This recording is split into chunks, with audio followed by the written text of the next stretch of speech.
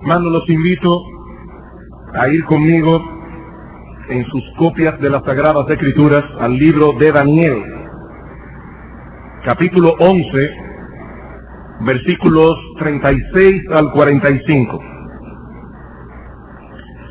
Daniel capítulo 11, versículos 36 al 45. Y el rey hará su voluntad y se ensoberbecerá y se engrandecerá sobre todo Dios, y contra el Dios de los dioses hablará maravillas, y prosperará hasta que sea consumada la ira, porque lo determinado se cumplirá. Del Dios de sus padres no hará caso, ni del amor de las mujeres, ni respetará a Dios alguno, porque sobre todo se engrandecerá. Mas honrará en su lugar al Dios de las fortalezas, Dios que sus padres no conocieron. Lo honrará con oro y plata, con piedras preciosas y con cosas de gran precio. Con un Dios ajeno se hará de las fortalezas más inexpugnables, y colmará de honores a los que le reconozcan, y por precio repartirá la tierra. Pero al cabo del tiempo el rey del sur contenderá con él, y el rey del norte se levantará contra él como una tempestad, con carros y gente de a caballo, y muchas naves, y entrará por las tierras, e inundará y pasará. Entrará a la tierra gloriosa, y muchas provincias caerán, mas éstas escaparán de su mano: Edom, Moab y la mayoría de los hijos de Amón. Extenderá su mano contra las tierras, y no escapará el país de Egipto, y se apoderará de los tesoros de oro y plata, y de todas las cosas preciosas de Egipto, y los de Libia y de Etiopía le seguirán. Pero noticias del oriente y del norte lo atemorizarán, y saldrá con gran ira para destruir y matar a muchos, y plantará las tiendas de su palacio entre los mares y el monte glorioso y santo, mas llegará su fin, y no tendrá quien le ayude. Muchos comentaristas y estudiosos de las Escrituras entienden que a partir del versículo 36 hay un cambio dramático en el foco de esta profecía. El personaje del que se habla en este pasaje no parece ser Antíoco Epífanes, el rey del cual se habla en los versículos 21 al 35 que estudiamos la vez anterior. Y aunque se han sugerido varias interpretaciones a través de los siglos, existe un consenso general entre los comentaristas del pasado y del presente, tanto en el campo dispensacionalista como en el reformado, en cuanto a que el personaje de Daniel 11, 36 al 45 es el anticristo de los postreros días, del cual Antíoco Epífanes es un prototipo, y cuya aparición precederá la segunda venida en gloria de nuestro Señor Jesucristo. ¿Y cuáles son las razones en las que nos apoyamos para esta interpretación? 4 cosas, brevemente. En primer lugar, las predicciones que tenemos en este pasaje que acabamos de leer no encajan con la historia de Antíoco Epífanes. Una razón muy sencilla. Por ejemplo, a partir del versículo 40, se habla de otras campañas militares de parte del rey del norte contra el rey del sur, contra Egipto. Pero resulta que Antíoco Epífanes no pudo realizar ninguna otra campaña militar aparte de las que se mencionan en los versículos 21 al 35 que hemos estudiado ya. Recuerden, hermanos, lo que veíamos en el sermón anterior, cómo los macabeos se levantaron para reconquistar Jerusalén y cómo purificaron el templo y la verdadera adoración a Dios en el año 165 antes de Cristo, tal como Daniel lo había profetizado. Cuando eso ocurrió, Antíoco Epífanes se encontraba en Persia, donde le alcanzó un correo con la noticia de lo que había ocurrido en Judea. Y según Primera de Macabeos, no lo busquen en su Biblia, no lo van a encontrar, pero según primer libro de Macabeos, capítulo 6, dice lo siguiente en el versículo 8. Cuando recibió estas noticias, quedó aterrado e intensamente conmovido, tanto que cayó en el lecho enfermo de tristeza. Y según este capítulo, un poco más tarde, Antíoco murió. Pero eso no es lo que encontramos en estos versículos que acabamos de leer. De hecho, los que piensan que el texto sigue hablando de Antíoco Epífanes, nos dicen que allí la profecía recapitula lo que había sido profetizado anteriormente, porque estos mismos comentaristas entienden que el texto no encaja con los eventos históricos que ocurrieron después de lo que se predice en los versículos 21 al 35. Pero no solo eso, tampoco la descripción que se da de este rey misterioso encaja del todo con la de Antíoco.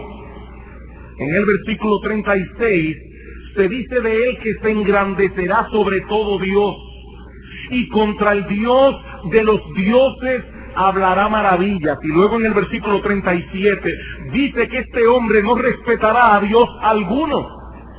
Este rey se opondrá a toda clase de adoración religiosa. Pero ese no fue el caso de Antíoco Epífanes. Este hombre era un ferviente adorador de los dioses griegos, sobre todo de Zeus Olimpo, cuya imagen colocó en el templo de Jerusalén cuando quiso profanarlo. Así que ni la descripción del personaje, ni los hechos que se profetizan encajan del todo con la figura de Antíoco. En una profecía donde se describen con una precisión histórica impresionante una serie de eventos que ocurrieron exactamente como Daniel los profetizó unos 460 años antes. Y ahora de repente los hechos no coinciden. Esta es la primera razón por la cual entendemos que esta profecía no continúa hablando de Antíoco. En segundo lugar, lo que se dice de este rey en el capítulo 11 es muy similar a lo que Pablo dice del anticristo en 2 Tesalonicenses capítulo 2 versículo 4. Segundo libro de Tesalonicenses, segunda epístola de a los Tesalonicenses capítulo 2 versículo 4, hablando allí acerca del hombre de pecado, a quien la mayoría de los comentaristas identifican con el anticristo, dice: el cual se opone y se levanta contra todo lo que se llama Dios o es objeto de culto, tanto que se sienta en el templo de Dios como Dios, haciéndose pasar por Dios. Es interesante notar que en griego el prefijo anti significa tanto en contra de como en lugar de. Y este hombre no solamente estará en contra de Cristo, sino que también tratará de asumir el lugar de Cristo. Es un anticristo en todo el sentido de la palabra. Y tal parece como si el apóstol Pablo tuviese en mente el texto de Daniel cuando escribió esta descripción del hombre de pecado. Se sienta en el templo de Dios como Dios, haciéndose pasar por Dios. Lo mismo que se dice de este rey misterioso en Daniel capítulo 11. En tercer lugar, también existe una gran similitud entre la descripción de este rey en Daniel capítulo 11 y el cuerno pequeño del que se habla en Daniel capítulo 7 versículos 21 al 26. Y como vimos hace unos meses atrás, este personaje que se identifica en Daniel 7 como un cuerno pequeño no es otro que el anticristo de los postreros días. Y las similitudes son sorprendentes. Por ejemplo, en Daniel capítulo 7 versículo 20 se nos dice que el cuerno pequeño tenía una boca que hablaba grandes cosas. Y en el capítulo 7 versículo 25 dice que hablará palabras contra el Altísimo. Bueno, pues de igual manera se dice de este rey en Daniel capítulo 11, versículo 36, que se ensoberbecerá, se engrandecerá sobre todo Dios, y contra el Dios de los dioses hablará maravilla. Y la idea que esta frase expresa es que hablará contra Dios cosas sorprendentes, cosas horribles. Algunos lo traducen cosas monstruosas en contra de Dios. En Daniel 7:23 se dice del cuerno pequeño que a toda la tierra devorará, trillará y despedazará. Y en Daniel capítulo 11, versículo 36, se dice que este rey hará como le plazca. Y en los versículos 38 al 39 se resalta como una de sus características el uso de la fuerza bruta para lograr sus propósitos. En Daniel capítulo 7, versículo 25, se dice que el cuerno pequeño se ensañará contra los santos del Altísimo. Y como veremos en un momento, este rey en Daniel 11 perseguirá con violencia y con saña al pueblo de Dios. En Daniel 7:26 se nos dice que el cuerno pequeño será quebrantado de repente. Y en 11:45 se dice que este rey llegará a su fin y no tendrá quien le ayude. Hermanos, definitivamente las similitudes entre el rey misterioso de Daniel 11 y el cuerno pequeño de Daniel 7 son obvias. Pero hay un argumento más que para mí es uno de los más convincentes. Y es que el capítulo 12 de Daniel, los versículos 1 al 2, nos llevan al final de la historia de la redención. Noten Daniel capítulo 12, versículos 1 y 2. En aquel tiempo, ¿en qué tiempo? Pues en el tiempo en que ocurrirán todas las cosas que se acaban de profetizar. En aquel tiempo se levantará Miguel, el gran príncipe que está de parte de los hijos de tu pueblo, y será tiempo de angustia, del cual nunca fue desde que hubo gente hasta entonces, pero en aquel tiempo será libertado tu pueblo, todos los que se hallen escritos en el libro, y muchos de los que duermen en el polvo de la tierra serán despertados, hablando de la resurrección, unos para vida eterna y otros para vergüenza y confusión perfecta. Así que, hermanos, es obvio que a partir del versículo 36 del capítulo 11 de Daniel, la profecía cambia de foco. Habiendo estado hablando de este rey perverso, Antíoco Epífanes, ahora de repente la profecía enfoca este personaje del cual Antíoco no es más que un prototipo, el anticristo de los postreros días. De paso, esto coincide con lo mismo que Pablo dice en 2 Tesalonicenses capítulo 2, una vez más. Dice, pero con respecto a la venida de nuestro Señor Jesucristo y nuestra reunión con Él, os rogamos, hermanos, que no os dejéis mover fácilmente de vuestro modo de pensar, ni os conturbéis ni por espíritu, ni por palabra, ni por carta, como si fuera nuestra, en el sentido de que el día del Señor está cerca. Nadie os engañe en ninguna manera, porque no vendrá sin que antes venga la apostasía y se manifieste el hombre de pecado, el hijo de perdición. Así que en los postreros días, este ser llamado el anticristo se manifestará previo a la segunda venida en gloria de nuestro Señor Jesucristo. Estas son algunas de las razones por las que muchos comentaristas del pasado y del presente entienden que Daniel capítulo 11 está describiendo no a Antíoco Epífanes, sino a este del cual Antíoco es un prototipo. Ahora, antes de pasar a considerar el texto en sí, yo quisiera hacer una observación. Cuando nosotros estudiamos los versículos anteriores, nosotros pudimos identificar con cierto grado de precisión los hechos históricos contenidos en esta extraordinaria profecía. Y aquí la historia nos sirve de ayuda, no solo para verificar el cumplimiento de la visión, sino también para interpretarla adecuadamente. Pero cuando nosotros estamos tratando con profecías que todavía no se han cumplido, el asunto es aún más complejo. De hecho, para el mismo Daniel, esta profecía era enigmática. Dice en el capítulo 12, versículo 8, yo oí, mas no entendí. Daniel no entendió. Imagínense qué de nosotros. Daniel no entendió. Y es muy probable que no lo hayan entendido los judíos que vivieron en su época, que leían esta profecía y decían, ¿de qué se trata todo esto?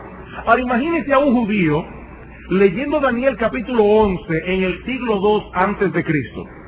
Muy probablemente iban a comenzar a entender muchas de las cosas que se profetizan y que ya se cumplieron en este capítulo. Pues lo mismo ocurre con nosotros, hermanos. Muchas de las profecías futuras que encontramos en las Sagradas Escrituras, las entenderemos en todos sus detalles después que los eventos ocurran. Después que los eventos pasen, nosotros vamos a entenderlas hasta el dedillo. No ahora. Ahora, el hecho de que no podamos comprender estas profecías en todos sus más mínimos detalles, esto no quiere decir que no podamos tener ahora una comprensión general de su contenido, y mucho menos que no podamos extraer aplicaciones que son pertinentes para nosotros hoy. Hermanos, recuerden lo que decíamos hace unos domingos atrás. El Señor no nos dio las profecías para satisfacer la curiosidad natural que los hombres tienen por el futuro. Si usted está esperando que yo hoy le voy a decir quién es el anticristo, se va a ir decepcionado porque yo no sé quién es. Si usted está esperando que yo le cuente cómo van a ser los sucesos del cual va a surgir el anticristo, se va a ir decepcionado. La Biblia no fue dada, las profecías bíblicas no fueron dadas para satisfacer ese tipo de curiosidad. El propósito de las profecías bíblicas es proveernos una perspectiva divina de la historia, tal como habrá de desarrollarse en el futuro, para que podamos vivir en una forma adecuada en el presente. Ese es el propósito. Habiendo hecho esta observación, pasemos a considerar el contenido de este pasaje. Y debo reconocer por justicia que dos exposiciones del pastor George McDermott sobre este texto me fueron de gran ayuda para la preparación de este sermón. Aunque no estoy siguiendo exactamente la estructura que él siguió, pero aún así debo reconocer que sus sermones me fueron de gran iluminación para entender estas cosas. Hay tres aspectos que se revelan en esta profecía sobre la figura del anticristo: su poder, sus características más sobresalientes y su final. Veamos en primer lugar su poder. El poder del anticristo, versículo 36. Y el rey hará su voluntad, y se enseñoreará, y se engrandecerá sobre todo Dios, y contra el Dios de los dioses hablará maravillas y prosperará. Esta expresión, el rey, usada en el hebreo con un artículo definido, parece ser enfática aquí. Nos habla de la autoridad y el poder que ostentará este individuo, cuyo dominio se hará sentir sobre todas las naciones de la tierra. ¿Quién será el anticristo? Un gobernante mundial. En Apocalipsis capítulo 7, versículo 13, se habla de un grupo de reyes que entregarán su poder y su autoridad a la bestia, refiriéndose a un conglomerado de naciones que reconocerán al anticristo como su cabeza. Este conglomerado de naciones, dice en el versículo 14 de Apocalipsis 13, 17, se levantará en guerra contra el Cordero. Un grupo de naciones que van a luchar contra el Cordero. Pero Juan dice de inmediato: pero el Cordero los vencerá, porque Él es Señor de señores y Rey de reyes. Este anticristo futuro será un hombre de poder. Poder civil, político, económico, militar y aún religioso.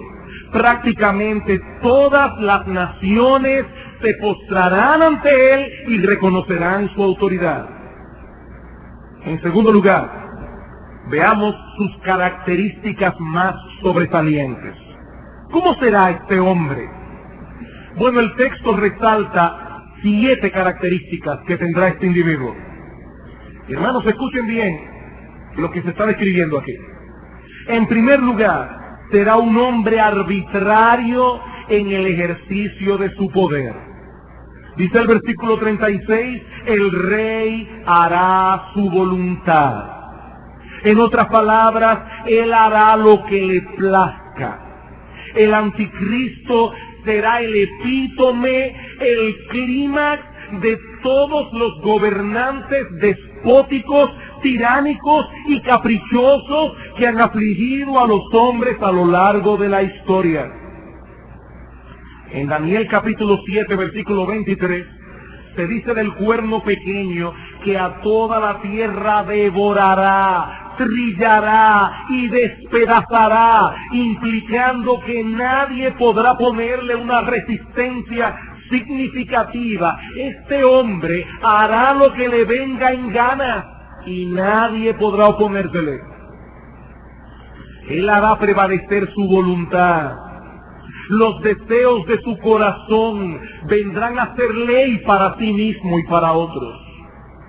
En segundo lugar, será un hombre soberbio.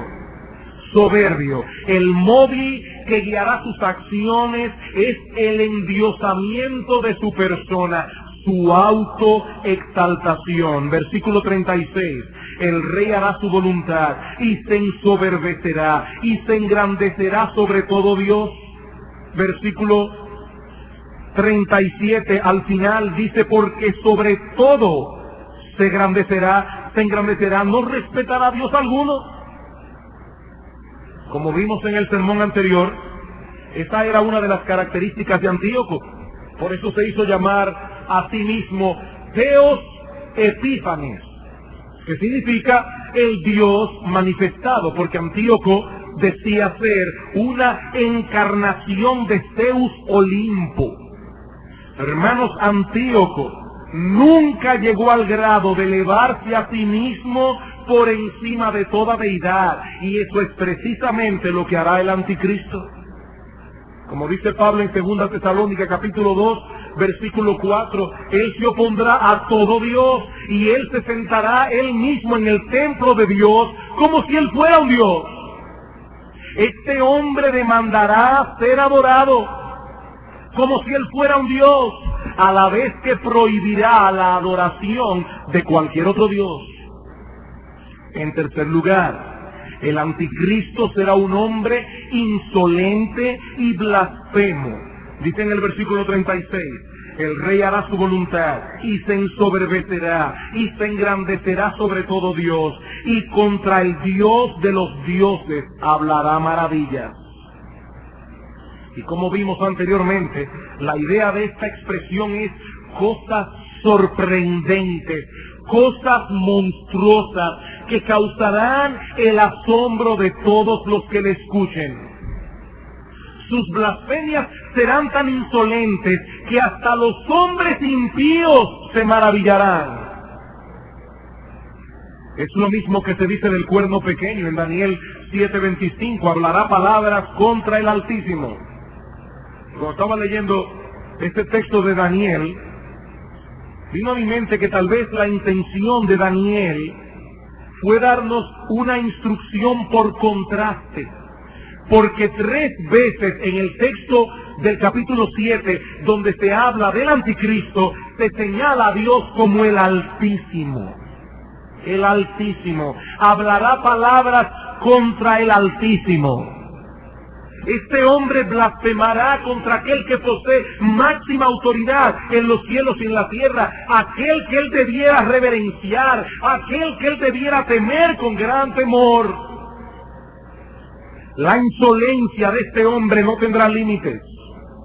Con tal de hacer que los hombres menosprecien a Dios, él no tendrá reparos en proferir las más horribles blasfemias contra él. En cuarto lugar, el anticristo será un apóstata. Dice en el versículo 37, del Dios de sus padres no hará caso. Y algunos comentaristas entienden que el anticristo será de descendencia judía, porque dice del Dios de sus padres, y una expresión que se usa mucho en el Antiguo Testamento para hablar de los judíos que adoraban a Dios.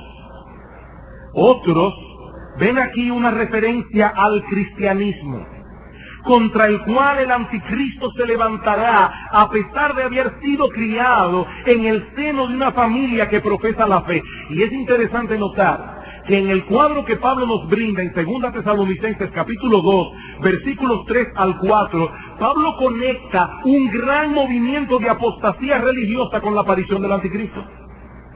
Él dice, no se dejen mover por personas que dicen que ya vino el día del Señor. Dice, no, eso no vendrá sin que antes venga la apostasía y se manifieste el hombre de pecado. Tal parece que este hombre se tornará contra la religión de su padre. Y esto no sería nada extraño. A través de la historia nosotros hemos visto que algunos de los más amargos opositores del cristianismo se criaron en el seno de familias cristianas. Ahí tenemos el caso del filósofo alemán Friedrich Nietzsche. Habiendo sido criado en el seno de una familia donde su bisabuelo, su abuelo y su padre eran pastores, y él mismo llegó a alabar a su padre, o sea que no fue porque el padre le dio un mal testimonio. Él mismo llegó a alabar a su padre, aunque murió siendo Nietzsche muy joven, y lo crió una madre que aparentemente era una mujer piadosa, y aún así este hombre llegó a decir, considero el cristianismo como la mentira más fatal y seductora que jamás haya existido, como la mayor y más impía de las mentiras. Irónicamente, fue su madre cristiana la que tuvo que ocuparse de él en los últimos años de su vida, cuando Nietzsche se volvió loco. En quinto lugar, el anticristo será también un hombre cruel. Versículo 37. Del Dios de sus padres no hará caso, ni del amor de las mujeres. Literalmente el texto hebreo dice el deseo de las mujeres. Y aunque esta frase es de difícil interpretación, parece referirse a aquellas características deleitosas de las mujeres, tales como la compasión, la bondad, su espíritu de sacrificio y cosas semejantes. En 2 de Samuel, capítulo 1, versículo 26, la frase se usa como un sinónimo de afecto y devoción. Calvino dice, este rey no cultivará ni la piedad ni la humanidad. Será un hombre cruel, sanguinario, sin afecto natural, desprovisto de compasión, desprovisto de bondad, desprovisto de sensibilidad humana. En sexto lugar, será un hombre violento, amante de la guerra y del uso de la fuerza bruta, versículo 38. Mas honrará en su lugar al Dios de las fortalezas, Dios que sus padres no conocieron. Lo honrará con oro y plata, con piedras preciosas y con cosas de gran precio. El Dios del anticristo será la fuerza y la violencia. Como dice el comentarista Edward Young, el anticristo sustituirá la religión por la guerra, la cual apoyará con todo lo que él tiene. Por eso dice aquí el texto que él honrará al Dios de las fortalezas con oro, plata, piedras preciosas, con cosas de gran precio. Este hombre va a invertir un dineral en su arsenal bélico. Esto es algo importante para él. Otro comentarista dice muy atinadamente, como es evidente, el sujeto de esta profecía no es en manera alguna una persona religiosa. Por el contrario, renuncia a toda religión. Y esto contrasta con las civilizaciones pasadas, incluyendo la romana, en que era popular la consulta a los dioses como medio de buscar sus favores antes de ir a la guerra.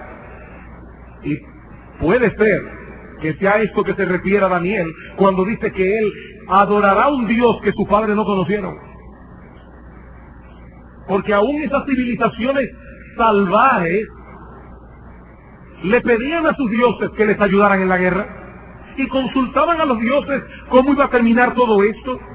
Pero sigue diciendo este comentarista, el personaje descrito en esta profecía se cree tan autosuficiente, tan seguro de la eficacia de su maquinaria bélica, que considera un absurdo invocar la ayuda de Dios. En séptimo lugar, el anticristo será un extorsionador. Versículo 39. con un Dios ajeno se hará de las fortalezas más inexpugnables y colmará de honores a los que le reconozcan y por precio repartirá la tierra. Al igual que Antíoco Epífanes, este hombre se ganará el favor de muchos repartiendo honores y riquezas. Y es probable que se refiera la profecía a que aquellos que acepten abandonar la fe para darle al anticristo su apoyo serán honrados y favorecidos de la misma manera que Antíoco honró a los apóstatas de sus días. Resumiendo lo que hemos visto hasta aquí en cuanto a las características del anticristo, el personaje del que se profetiza aquí será un gobernante mundial, arbitrario, caprichoso en el uso de su poder, soberbio, insolente, blasfemo, apóstata, cruel, violento y extorsionador. Un hombre tan enamorado de sí mismo que procurará ser adorado por los hombres como si él fuera un dios, a la vez que se opondrá con todas sus fuerzas a todo tipo de adoración religiosa. No sabemos ni cuándo, ni cómo, ni dónde surgirá el anticristo. Y hermanos, cualquier teoría que se presente al respecto es pura especulación. A través de la historia, varios personajes han sido señalados como el cumplimiento de esta profecía. Y no es nada extraño que haya sido así, porque muchos anticristos han surgido en el mundo. Eso es lo que dice Primera de Juan, capítulo 2, versículo 18. Han surgido ya muchos anticristos. Hombres como Nerón, algunos de los Césares que persiguieron más enconadamente a la iglesia en sus primeros años, Napoleón Bonaparte, Hitler, pueden ser considerados como prototipos del anticristo. Pero el personaje del que se habla en este y otros pasajes de las Escrituras no se ha manifestado aún. Hemos visto entonces el poder del anticristo, las características más sobresalientes del anticristo. Veamos ahora, en tercer lugar, el fin del anticristo. Y lo primero que vemos en nuestro texto con respecto al fin de este personaje es que su carrera terminará en el tiempo asignado por el Dios soberano. Dice en el versículo 36 que este rey prosperará. ¿Hasta cuándo? Hasta que sea consumada la ira, porque lo que está determinado se cumplirá. Si él prosperará, él tendrá éxito hasta que Dios diga basta, hasta que sea consumada la ira. Y esta frase puede ser interpretada de dos maneras. Puede referirse a la consumación de la ira de Dios contra un mundo impío y una iglesia profesante que se parece cada vez más al mundo. Hermanos, no olviden que la razón por la cual Dios levantó a Antíoco Epífanes fue para usarlo como una vara de castigo contra su pueblo infiel. Y muchos comentaristas entienden que una de las razones por la cual Dios permitirá el surgimiento del anticristo es para castigar a un mundo impío y a una iglesia que cada vez más se parece al mundo que a la novia de Cristo. Pero puede ser también una referencia a que el anticristo seguirá su carrera exitosa hasta que Dios derrame su ira sobre él. Sobre él. Dice que él prosperará hasta que sea consumada la ira. Ahora, hermanos, en un caso como en el otro, la enseñanza esencial del texto es clara.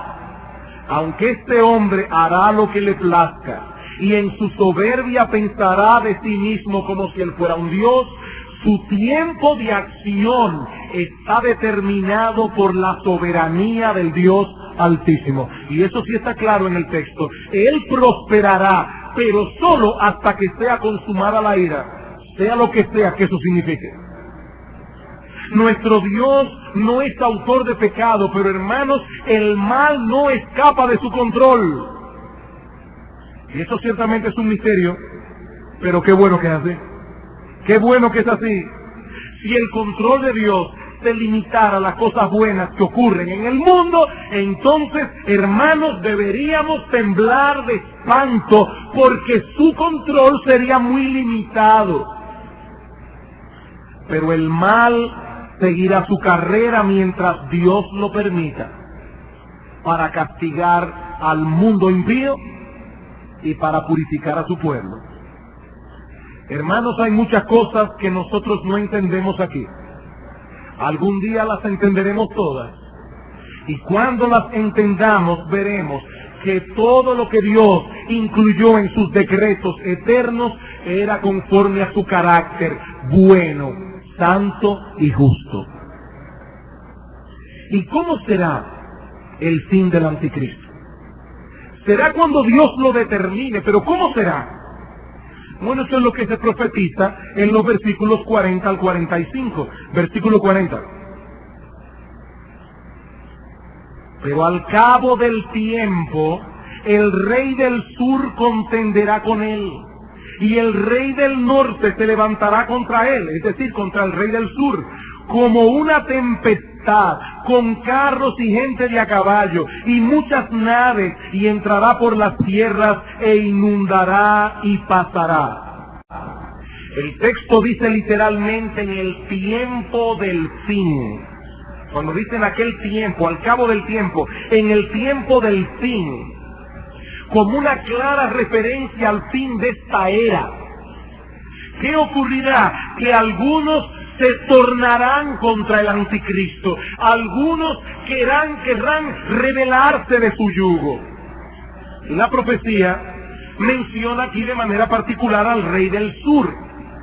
Recuerden, hermanos, que en la profecía que hemos venido estudiando, los reyes del sur eran los de la dinastía de los Ptolomeos en Egipto, y los reyes del norte eran los Seleucidas en Siria, a los cuales pertenecía precisamente Antíoco Epífanes.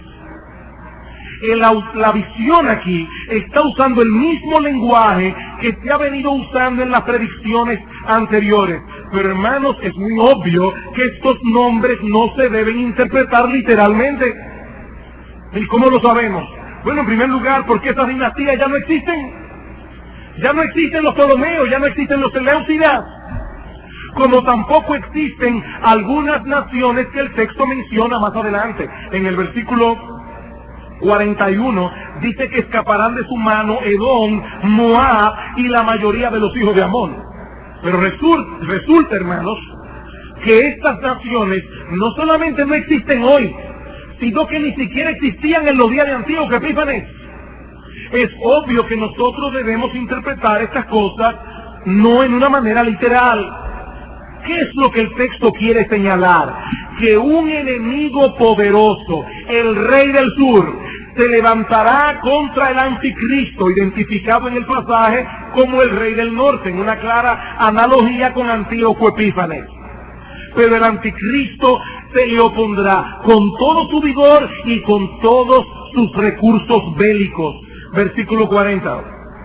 Pero al cabo del tiempo el rey del sur contenderá con él, y el rey del norte se levantará contra él como una tempestad, con carros y gente de a caballo. Es obvio, hermanos, que una guerra en el día de hoy no se va a pelear con caballos. Se está usando el mismo lenguaje que se usaba en aquellos días.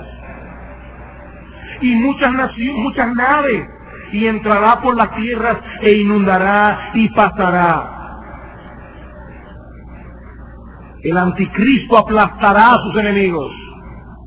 Y en ese momento se iniciará una persecución masiva contra el pueblo de Dios. Versículo 41. Entrará a la tierra gloriosa, y muchas provincias caerán, Literalmente el texto dice: muchos caerán, mas estas escaparán de su mano: Edom y Moab y la mayoría de los hijos de Amón. La tierra gloriosa es una referencia a la tierra de Palestina, pero usada simbólicamente en el texto para señalar al Israel del nuevo pacto, la iglesia de Dios. En Daniel 7:25 dice que a los santos del Altísimo quebrantará. Ahora, hermanos, yo estoy consciente de que algunos en el día de hoy piensan que los creyentes en Cristo no estarán aquí cuando surja el anticristo, porque habrán sido raptados previamente y sacados del mundo. Y ciertamente la Biblia enseña un arrebatamiento en 1 Tesalonicenses capítulo 4, versículo 13. Todo cristiano que cree en la Biblia tiene que creer en el arrebatamiento. Pero la enseñanza de que el arrebatamiento ocurrirá antes del surgimiento del anticristo es una doctrina hasta cierto punto novedosa. Durante toda la historia de la iglesia, eso nunca se enseñó. Hasta mediados del siglo XIX, y es difícil rastrear el comienzo histórico, pero aparentemente todo esto comenzó con la visión de una mujer, y esto se hizo muy popular al ser incluido en las notas al pie de la Biblia editada por Scofield. Ahora, hermanos, ¿qué nos enseña la Biblia? Que el arrebatamiento de la iglesia será posterior a la salida del anticristo. Mateo capítulo 24.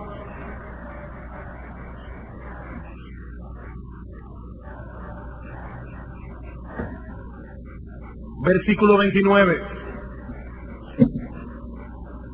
E inmediatamente después de la tribulación de aquellos días,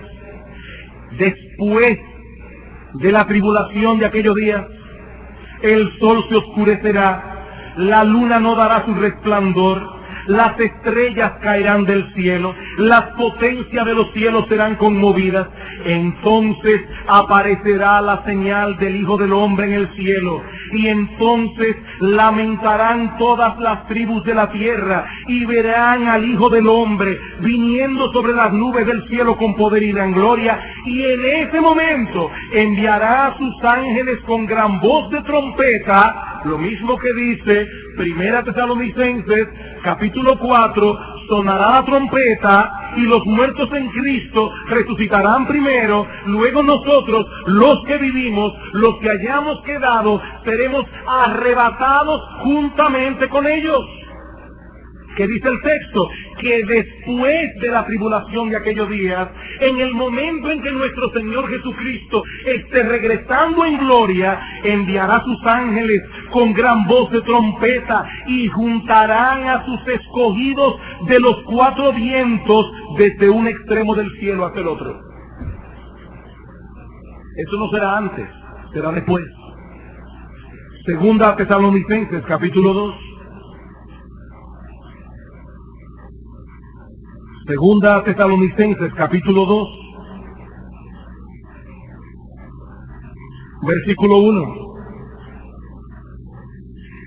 Pero con respecto a la venida de nuestro Señor Jesucristo y nuestra reunión con Él, está hablando allí de ese momento cuando la iglesia sea arrebatada para estar con su Señor.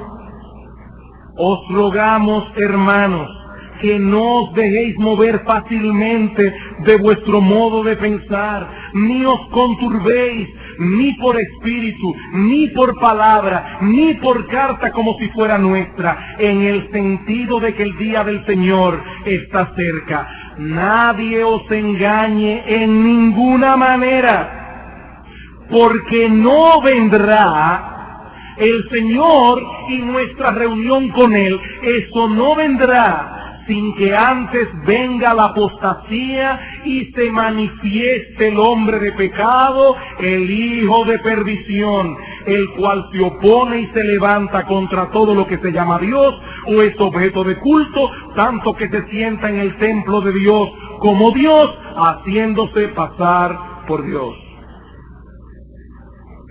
Hermanos, ¿qué es lo que la Biblia revela? Que el anticristo desatará una fiera persecución contra los creyentes en la que muchos caerán. Así como muchos creyentes pagaron con sus vidas su fidelidad a Dios en los días de Antíoco, así también muchos morirán en los días del anticristo. Y Dios, hermanos, a uno le gustaría decir otra cosa, pero nosotros tenemos que ser fieles a Dios y predicar lo que la Biblia enseña, no lo que a uno le gustaría oír. Y Dios dejó esto aquí en su palabra para advertir a su pueblo. Muchos caerán. ¿Cuáles escaparán? Versículo 41.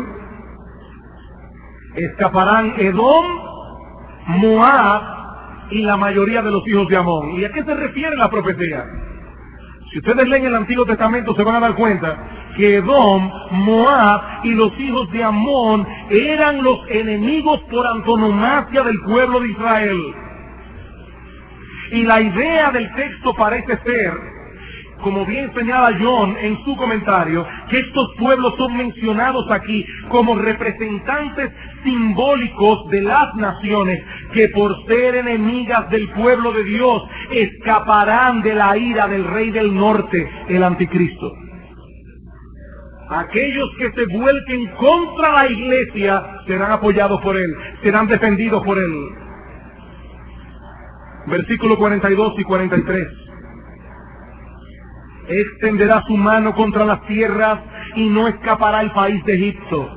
Y se apoderará de los tesoros de oro y de plata y de todas las cosas preciosas de Egipto. Y los de Libia y de Etiopía le seguirán. Libia está al noroeste de Egipto y Etiopía en el extremo sur. Y resulta que estas dos naciones son las que a donde más lejos llegó el poder de Egipto en su historia. La idea parece ser que un gran imperio se opondrá al anticristo, pero será completamente aplastado con todos sus aliados. Versículo 44. Pero noticias del oriente y del norte lo atemorizarán y saldrá con gran ira para destruir y matar a muchos y plantará las tiendas de su palacio entre los mares y el monte glorioso y santo. En medio de sus victorias, el anticristo escuchará rumores alarmantes, probablemente de potenciales rebeliones en su dominio. Y una vez más, ventilará su furia contra el pueblo de Dios. Cuando dice aquí que plantará las tiendas de su palacio entre los mares y el monte glorioso y santo, la mayoría de los comentaristas concuerdan en que se trata de una referencia al mar Mediterráneo y a la ciudad de Jerusalén. Pero como bien señala Leupold en su comentario, una vez más, Israel es usado aquí como el prototipo de la iglesia de los últimos días. Tal parece que su deseo será la eliminación total del pueblo de Dios, pero no podrá lograr sus propósitos porque será repentinamente destruido. Versículo 45. Mas llegará su fin y no tendrá quien le ayude. El mismo Dios se encargará de detener su carrera cuando el Señor Jesucristo regrese en gloria. En ese momento, la iglesia será arrebatada y el Señor matará no solamente a aquel inicuo con el espíritu de su boca, dice en 2 Tesalonicenses 2:8, y destruirá con el resplandor de su venida, sino también a todos aquellos que se le unieron. El apóstol Juan nos provee un cuadro bastante descriptivo de esta confrontación final entre el anticristo y sus aliados contra Cristo y sus escogidos. Apocalipsis capítulo 19, versículo 11.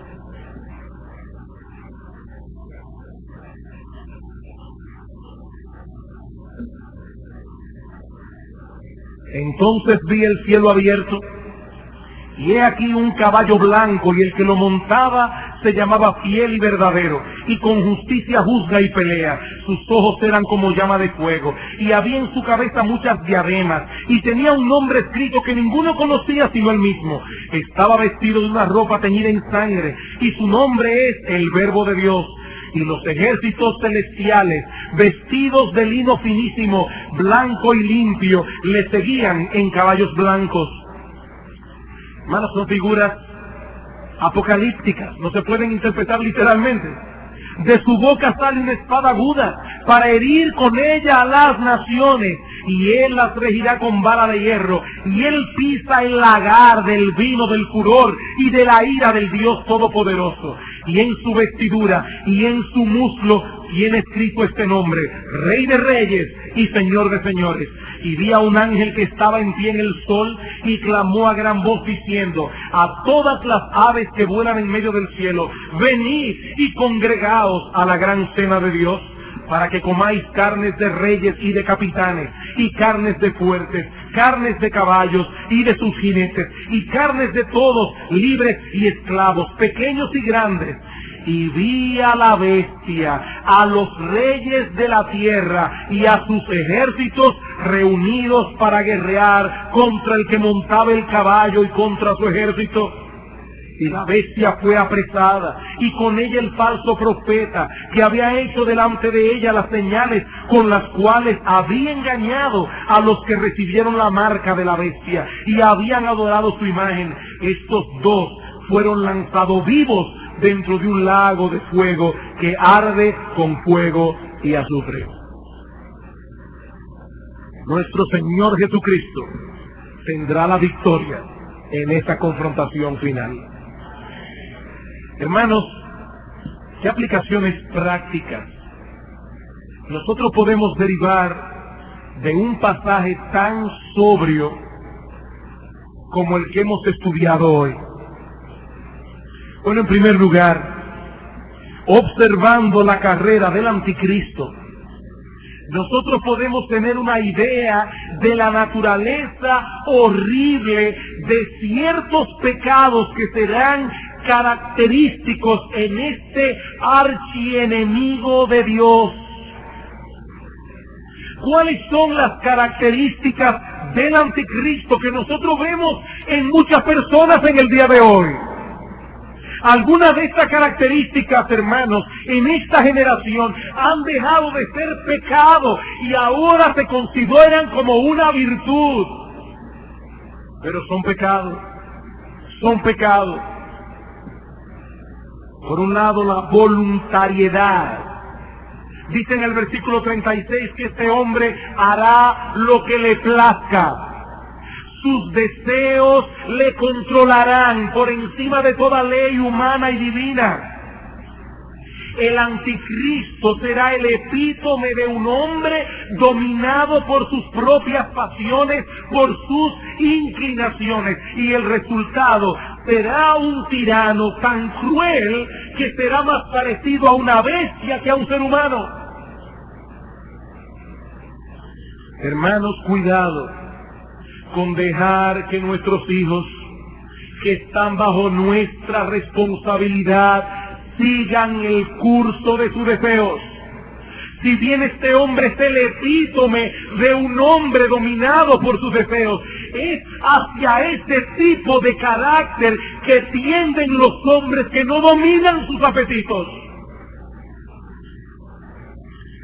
Otro de los pecados de este hombre es la soberbia, el orgullo, el endiosamiento de sí mismo. En vez de exaltar al Altísimo, este hombre levantará un altar para adorarse a sí mismo. Otro de los pecados de este hombre es la irreverencia. con sus pies pisoteará las cosas santas y en su locura se atreverá a desafiar con sus blasfemias al Dios del cielo. Otro de sus pecados es la crueldad, el maltrato de otros seres humanos creados a la imagen de Dios. Amigos y hermanos, estos son pecados peculiarmente malvados. Pecados que afectan, distorsionan profundamente la humanidad de los seres humanos. Hacen de los hombres monstruos vivientes. El orgullo, la irreverencia, el egoísmo, la crueldad, el archienemigo de Dios de los postreros días será el resultado de este conglomerado de pecados en el alma de un hombre, llevados hasta el máximo de potencial de maldad de la que un ser humano es capaz. Mi amigo, estos no son pecados que tú debes tomar a la ligera. Estos son pecados que atraen como un imán la ira del Dios Todopoderoso. Mis hermanos, estos son pecados contra los cuales los hijos de Dios deben luchar con todas las fuerzas de su corazón. Si vamos a ser sal y luz en medio de una generación donde algunos de estos pecados han pasado a la categoría de virtud, debemos mostrar claramente en nuestras vidas el carácter de Cristo. La humildad, la mansedumbre, la bondad, la benevolencia, la reverencia por las cosas de Dios y por la ley de Dios.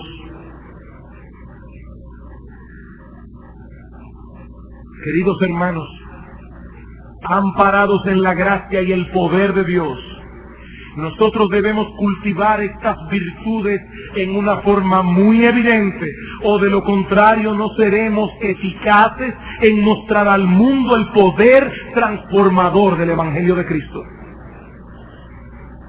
En segundo lugar, este pasaje nos enseña una vez más que a pesar del mal que vemos a nuestro alrededor, nuestro Dios sigue reinando soberano y Él llevará la historia, la meta que Él trazó para ella desde antes de la fundación del mundo. El anticristo pensará de sí mismo que es un Dios y que toda su carrera será determinada por su propia voluntad, pero el Dios del cielo ya determinó su surgimiento, ya determinó su carrera, ya determinó su final y nos lo dio a conocer en una visión alrededor del año 535 antes de Cristo, hace más de 2500 años. Hermanos, la historia no se muere a tontas y a locas. La historia tuvo un principio, ciertamente tendrá un fin, el que Dios decretó para ella desde antes de la fundación del mundo, para la gloria de su nombre y para el bien eterno de sus santos. En tercer lugar, de acuerdo a lo que aprendemos de este pasaje, podemos deducir que muchos que profesan la fe de Cristo no estarán preparados para el embate que significará para la iglesia el surgimiento del anticristo. Hermanos, debemos reconocer con tristeza que mucho de lo que se predica hoy como evangelio no presenta una visión adecuada de la vida cristiana y no prepara a sus profesantes para pagar el precio que debemos pagar por vivir en un mundo que es hostil a Dios. Somos adictos de la comodidad. Somos adictos de las cosas fáciles. No queremos pagar el precio de lo que significa ser cristiano. El Señor Jesucristo nos advierte claramente. Él no nos mintió, Él no nos sedujo, Él no nos engañó. Él nos advirtió claramente que en el mundo tendremos aflicción, que seremos perseguidos por causa de su nombre.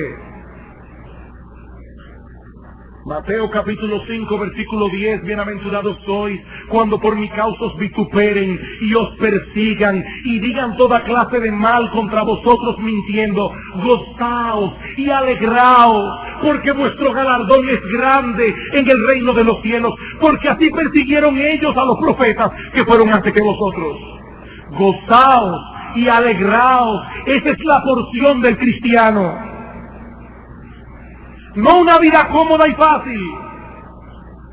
Juan 18:15, si el mundo os aborrece, sabed que a mí me ha aborrecido antes que a vosotros.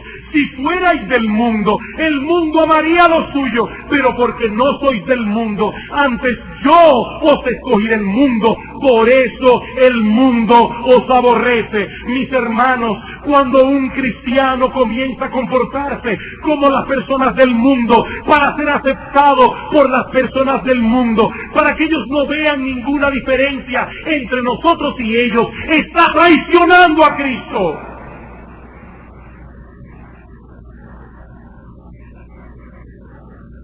Primera de Pedro 4:12. Amados, no os sorprendáis por el fuego de la prueba que os ha sobrevenido, como si alguna cosa extraña os aconteciese. Los cristianos padecerán persecución. Una persecución que se intensificará en los días del anticristo. Hermanos, la vida cristiana es gloriosa, a pesar de sus dificultades, y el destino que nos espera es más glorioso aún.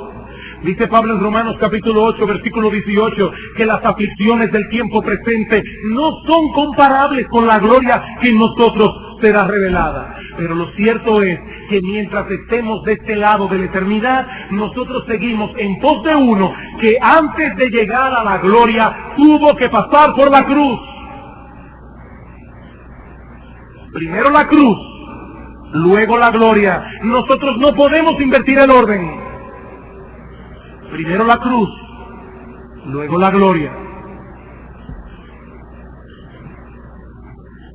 Tal vez no nos toque a nosotros. No nos toque a nosotros ver esta cosa que hemos estudiado hoy. Tal vez ni siquiera le toque a nuestros hijos. No lo sabemos. Y hermanos, en ese sentido debemos aplicar el principio de basta cada día su propio mal. El anticristo no ha llegado.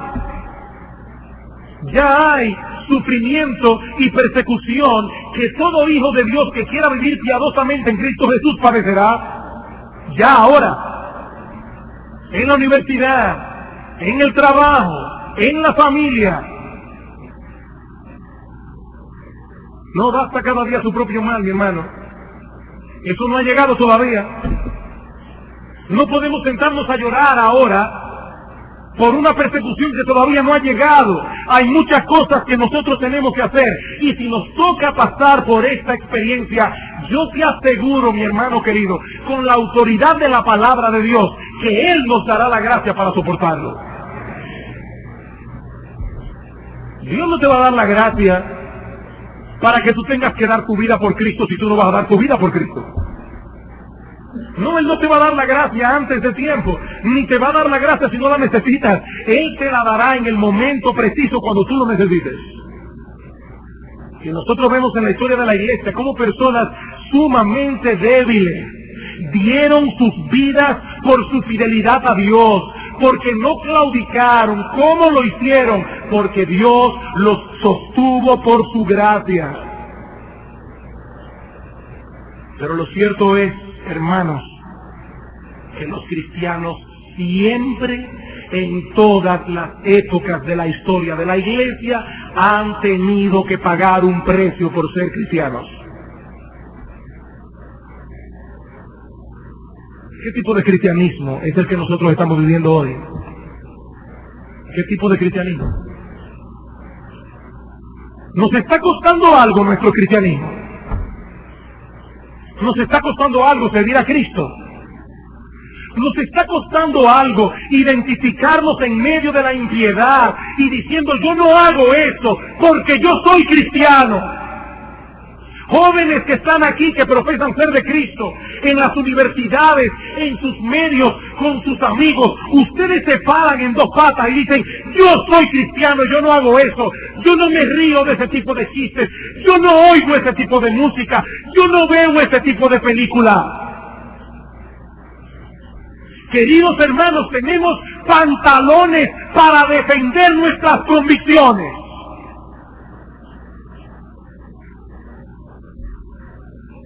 Es a eso que Dios nos llama. Si nosotros somos cristianos. Un terror. A que el impío no me burle. A que se alejen de mí. A quedarme sin amigos. No le temas a los hombres.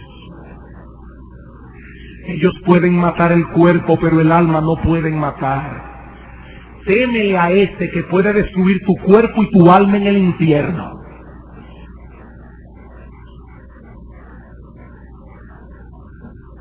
Y se oyen todo tipo de excusas para no convertirse. Es que en la iglesia hay un montón de hipócritas.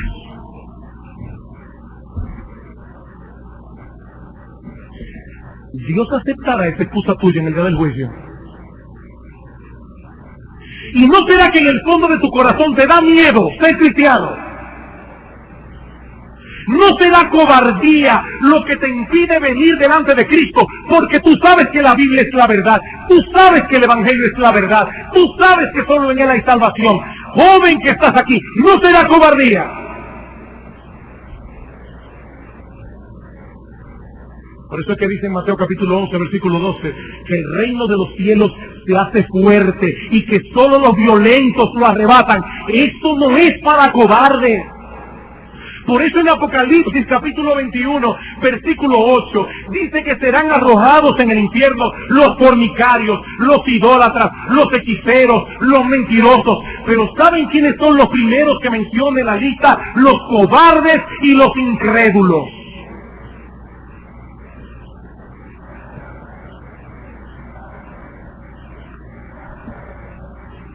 ¿Qué tan dispuestos estamos nosotros a pagar el precio de seguir a Cristo? A este crucificado. Ahora, en cuanto a ti, mi amigo que nos visita, tal vez tú escuchas estas cosas y piensas, óyeme, si eso es así, no vale la pena seguir a Cristo. Si eso es lo que tú piensas, déjame decirte dos cosas. Dos cosas. Y con esto termino. En primer lugar, no solo los cristianos sufren en esta vida. Y no solo los cristianos sufrirán en los días del anticristo. Pero solo los cristianos experimentarán el consuelo de la gracia de Dios cuando tengan que atravesar por el mar del sufrimiento. Y solo los cristianos pueden afirmar con certeza que el dolor y el sufrimiento ayudan a bien a aquellos que aman a Dios. No, mi amigo, en este mundo todos sufren. Como las chispas se levantan para volar al aire, así el hombre nace para la aflicción, cristiano y no cristiano. Pero por otro lado, mi amigo, yo te invito a que consideres el hecho de que si bien es cierto que los creyentes son afligidos temporalmente aquí, los incrédulos serán afligidos por sus pecados en el infierno por los siglos de los siglos. ¿Cuál es tu elección? ¿Cuál es tu elección? Mi amigo, la batalla contra Dios es una batalla perdida. Mira al anticristo, el hombre más poderoso que alguna vez existirá sobre la tierra, será aplastado y destruido cuando Dios derrame su ira sobre él. Y tú piensas que será diferente contigo. Tú piensas que será diferente contigo. Arrepiéntete, mi amigo, de tus pecados, porque todavía puedes hacerlo. Porque todavía las puertas de la misericordia están abiertas para ti de par en par. Cristo sigue siendo un gran Salvador. Y hoy puedes encontrar en Él por la fe el perdón de todos tus pecados y el don de la vida eterna. Ven a Cristo. Arrepiéntete de tus pecados. Pídele a Él que tenga misericordia de ti. Vamos a orar.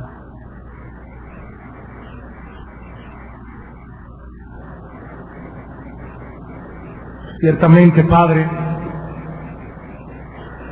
este es un texto sobrio, pero está en tu palabra. Y tú has dado orden a tus pastores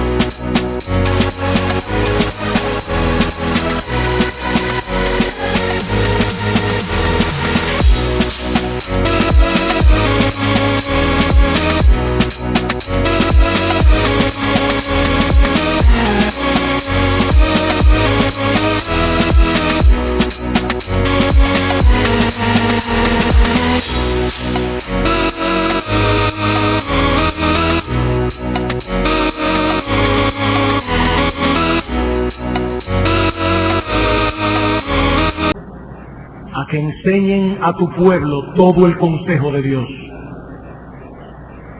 Nosotros no somos quienes para discriminar lo que queremos enseñarle a tu iglesia.